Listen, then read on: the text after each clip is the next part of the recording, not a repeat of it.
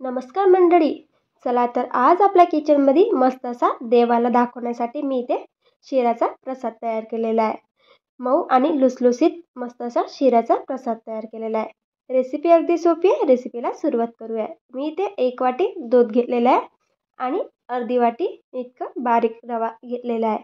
त्यानंतर इथे आपल्याला 5 चम्मच इतकं तूप घ्यायचं आहे। त्यानंतर इथे मी काही ड्रायफ्रुट्स कापून घेतलेले आहे आणि मनुके घेतलेले आहे।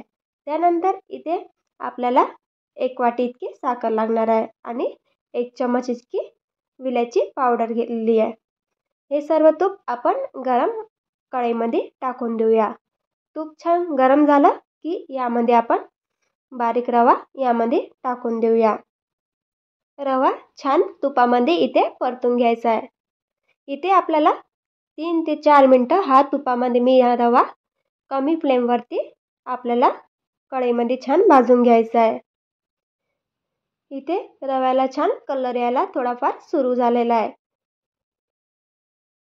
हा रवा मी इथे 4 मिनिटं छान भाजून घेतलेला आहे।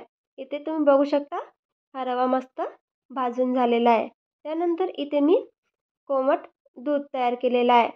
इथे आपल्याला थंड दूध नाही घालायचं आहे। इथे मी कोमट करून घेतलेलं आहे दूध।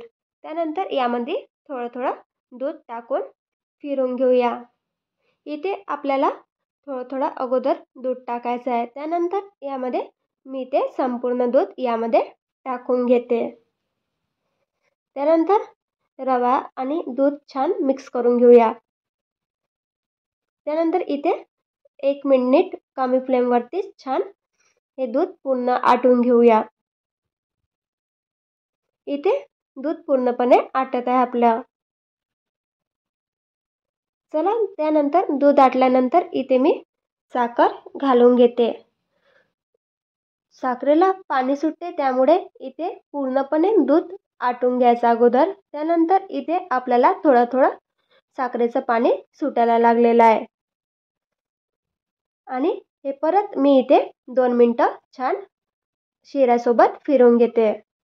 साखरेचं छान पाणी मुरेपर्यंत इथे छान 2 मिनिटं आपल्याला फिरवून घ्यायचं आहे। त्यानंतर शिऱ्यावरती 1 चम्मच इतकं तूप घालून देऊ आणि छान फिरवून घेऊया।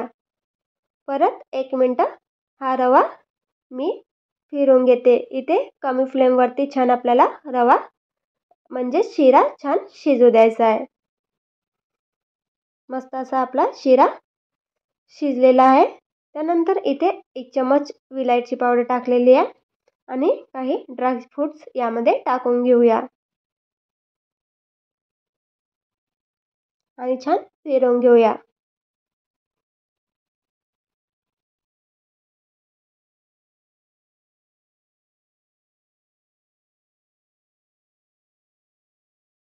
अगदी छान इथे आपला देवासाठी तयार केलेला प्रसाद तयार झालेला आहे।